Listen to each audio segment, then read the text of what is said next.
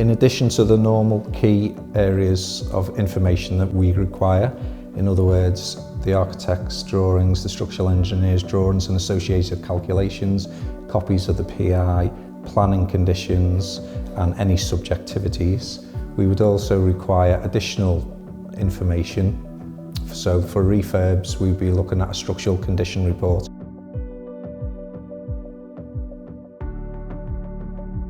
This would be a report from the structural engineer or a suitably qualified RICS surveyor to assess the existing build, to see if it's suitable for insurance and suitable for conversion, together with suitable to ensure it's taken any additional new loads. Typically this would inspect all load-bearing elements of the building, including the ground floor, walls, floors and roof, and highlighting any remedial works necessary. As each refurbishment and conversion are totally different, we may require an additional suite of information which may form part of the structural condition report or may be standalone reports.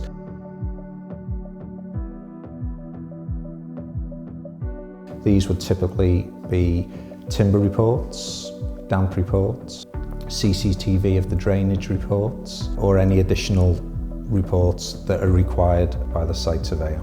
So typically the timber reports would be on a case-by-case basis. So you may have a building that's minimal required to be investigated from a timber perspective, but you may have much older, like barn conversions, that require a much more intrusive investigation. These would be generally core drilled at the rafter feet, the purlin ends, the structural timbers, all embedded timbers, to make sure of the structural adequacy of the timbers, and any requirements for any timber treatment or any damp treatment would normally come with an insurance-backed guarantee upon completion of the works.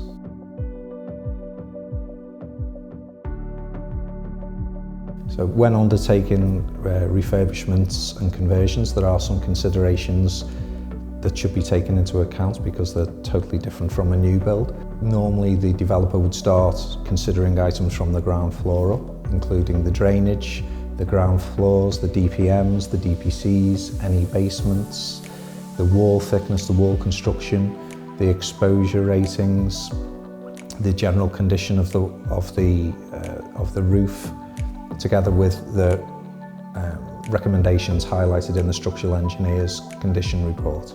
We do have a technical handbook. The technical handbook gives guidance on conversions and refurbs under chapter 12 of the handbook.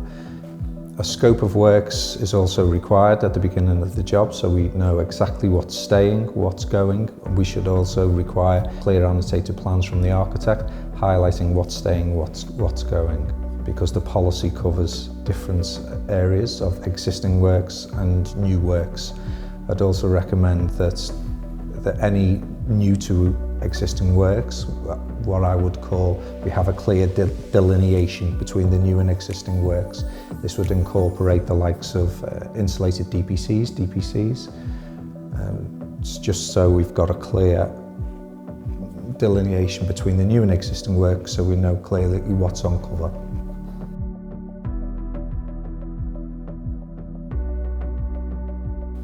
A damp-proof course. So a damp-proof course is, we want to ensure the integrity of the DPC.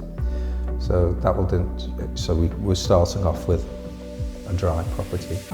Considerations would also be given to the walls in particular, particularly in relation to solid masonry walls, where if they're under, say, 600 millimeters, they should be independently lined.